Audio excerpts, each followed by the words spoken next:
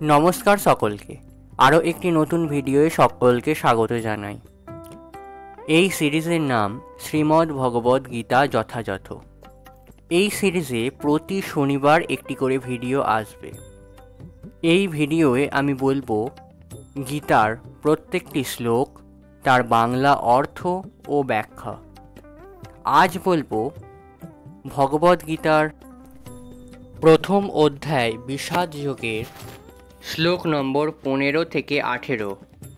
শ্লোক নম্বর 15। পাঞ্চজন্যং হৃষিকেশো দেবদত্যং ধনঞ্জয় প্রৌন্ড্রং দধুমো মহাশঙ্খং ভীমকর্মাভৃকোদরঃ।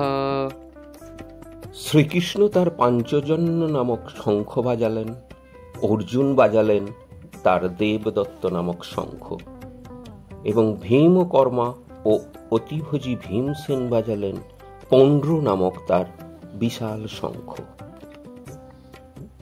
শ্রীকৃষ্ণকে এই শ্লোকে ঋষিকেশ বলে উল্লেখ করা হয়েছে, কারণ তিনি সমস্ত ইন্দ্রিয়ের অধীশ্বর। জীবেরা তার অবিচ্ছেদ্য অংশ, তাই জীবেদের ইন্দ্রিয়গুলিও তার ইন্দ্রিয় সমূহেরই অবিচ্ছেদ্য অংশ। নির্বিশেষবাদীরা জীবেদের ইন্দ্রিয় সমূহের উৎস সম্বন্ধে ব্যাখ্যা করতে পারে না, তাই তারা সমস্ত জীবেদের ইন্দ্রিয়বিহীন ও নির্বিশেষ বলে বর্ণনা করতে উদ্গ্রীব।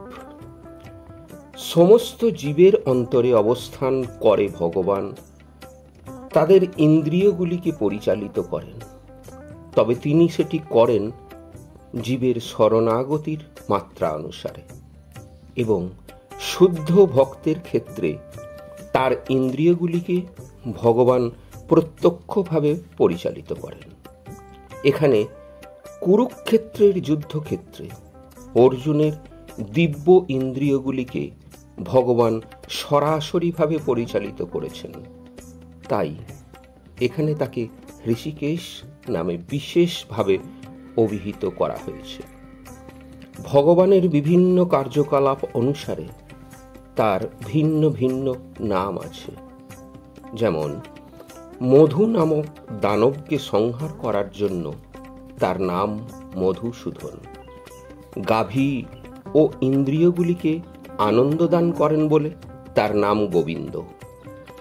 বাসুদেবের পুত্ররূপে অবতীর্ণ হয়েছিলেন বলে তার নাম বাসুদেব। দেবকীর সন্তান রূপে অবতীর্ণ হয়েছিলেন বলে তার নাম দেবকী নন্দন। বৃন্দাবনে যশোদার সন্তান রূপে তিনি তার বাল্যলীলা প্রদর্শন করেছিলেন বলে তার নাম যশোদানন্দন, এবং সখা অর্জুনের রথের সারথি হয়েছিলেন বলে তার নাম পার্থ সারথি। সেই রকম কুরুক্ষেত্রের রণাঙ্গনে অর্জুনকে পরিচালনা করেছিলেন বলে তার নাম ঋষিকেশ।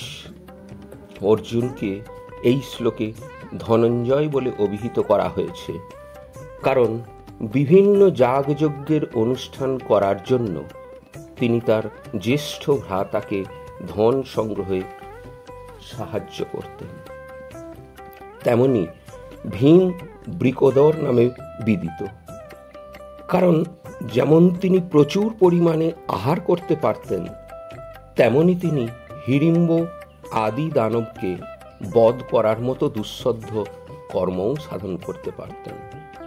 সুতরাং পাণ্ডব পক্ষে ভগবান শ্রীকৃষ্ণ সহ বিভিন্ন ব্যক্তিত্ব যখন তাদের বিশেষ ধরনের শঙ্খ বাজালেন, সেই দিব্য শঙ্খধ্বনি যুদ্ধে অংশগ্রহণকারী সৈন্যদের কাছে অত্যন্ত প্রেরণাদায়ক ছিল।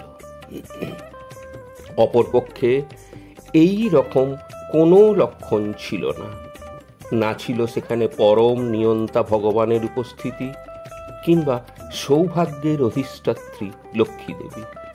অতএব যুদ্ধে পরাজয় তাদের জন্য পূর্বেই নির্ধারিত হয়ে গিয়েছিল, এবং এই সমস্ত শঙ্খধ্বনির মাধ্যমে সেই বার্তাই ঘোষিত হয়েছিল।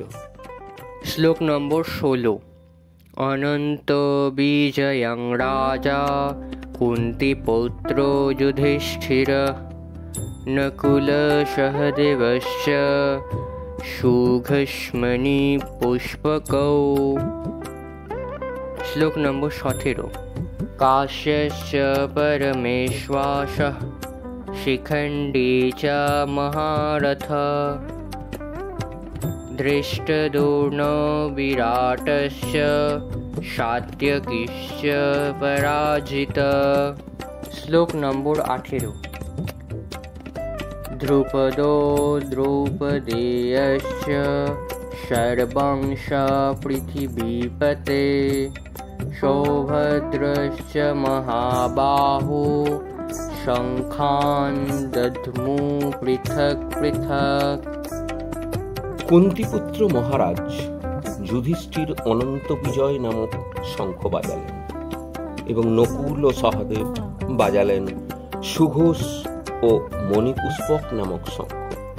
হে মহারাজ, তখন মহান ধনুর্ধর্য কাশীরাজ, প্রবল যোদ্ধা শিখণ্ডী, ধৃষ্টদ্যুম্ন, বিরাট, অপরাজেয় সাত্যকী, ধ্রুপদ, দ্রৌপদীর পুত্রগণ, সুভদ্রার মহাবলবান পুত্র এবং অন্য সকলে তাদের নিজ নিজ শঙ্খ পৃথক পৃথকভাবে বাজালেন। এখানে সঞ্জয় সুকৌশলে ধৃতরাষ্ট্রকে জানিয়ে দিলেন যে পাণ্ডুপুত্রদের প্রতারণা করে তাঁর নিজের পুত্রদের সিংহাসনে বসাবার নির্বুদ্ধিতা তার পক্ষে মোটেই প্রশংসনীয় কাজ হয়নি। সমস্ত লক্ষণ থেকে সুস্পষ্টভাবে ইঙ্গিত পাওয়া যাচ্ছিল যে সেই মহাযুদ্ধে সমগ্র কুরুবংশের সমূলে বিনাশ হবে। পিতামহ ভীষ্ম থেকে শুরু করে অভিমন্যুর মতো পৌত্রেরা এবং অন্য সকলেই, পৃথিবীর নানা দেশ থেকে আগত রাজন্যবর্গ, সেখানে উপস্থিত সকলেই বিনাশপ্রাপ্ত হবেন। মহারাজ ধৃতরাষ্ট্রের জন্যই সমগ্র বিপর্যয়ের উদ্ভব হয়েছিল, কারণ তিনি তাঁর পুত্রদের গৃহীত নীতিকেই সমর্থন করেছিলেন।